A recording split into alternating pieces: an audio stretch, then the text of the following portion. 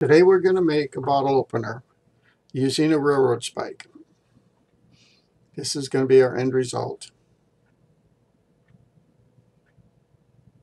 The first step is to cut the end off the railroad spike so we have a blunt end. That end should probably be a quarter of an inch. Maybe we could pop that to flatten it a little bit. Next we're going to make a step on the spike. Line up the spike about 3/4 of an inch onto the anvil, tilt it a little bit and start striking it. See, our step is starting to get made.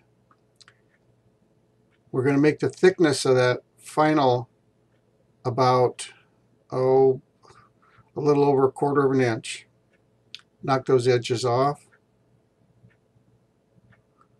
Doesn't have to be round at this point. Down to about 1/4.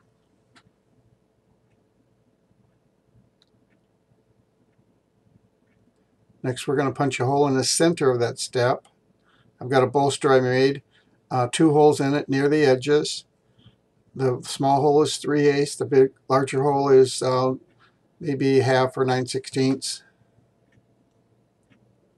Bring it out. We're going to start making our hole on the anvil with the railroad spike laying flat. We're going to hit this until we can feel the anvil resisting the hammer.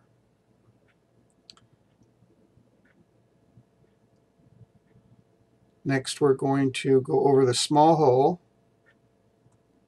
That bolster is, I think, 9/16 thick. It can be whatever you have, although it should be enough, thick enough so that you're not going to get that punch into your anvil. I'm punching that biscuit down through. You can see I got it out. Next I line up over the larger hole with the bolster over the hardy hole or the Pritchell. In this case it's the hardy hole. Drive that in as far as you can without sticking it on the bolster. The larger this hole is, the better off you'll be later when you start to widen that hole over the horn of the anvil. Just want to be sure you don't stick that bolster in there, or stick the punch into the bolster. I just hit it a couple times and lift it.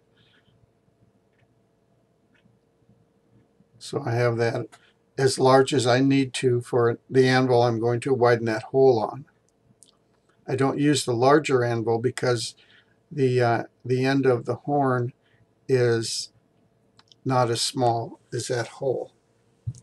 Okay, this is a small anvil I just set up on a block temporarily, which is going to be obvious because it's moving. But this is the process. You just put that on there, hold it in, and hit it. As you're hitting this, that hole will expand.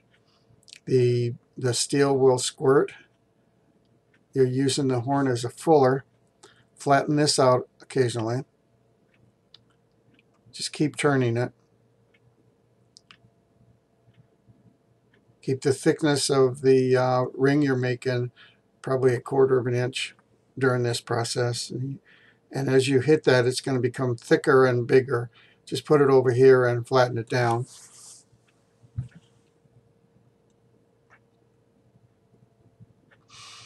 We're almost finished. This took a couple more heats than is being illustrated here, but not much.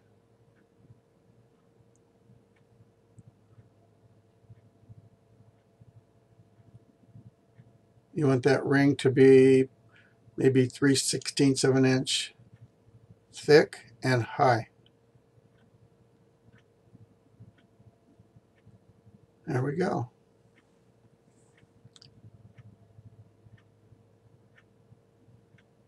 Takes a little practice. I think that's only the second ring I made on that. Take a punch, just a round punch, about 3/8 of an inch or so, and overlap about half of it onto that side of the ring. Push that down. This makes the little tab that's going to flip the bottle cap off. There we go. If you need to be a little more oval, just hold it and pop it down.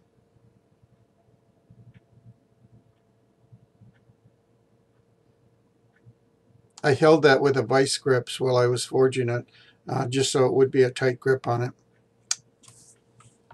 Nice project.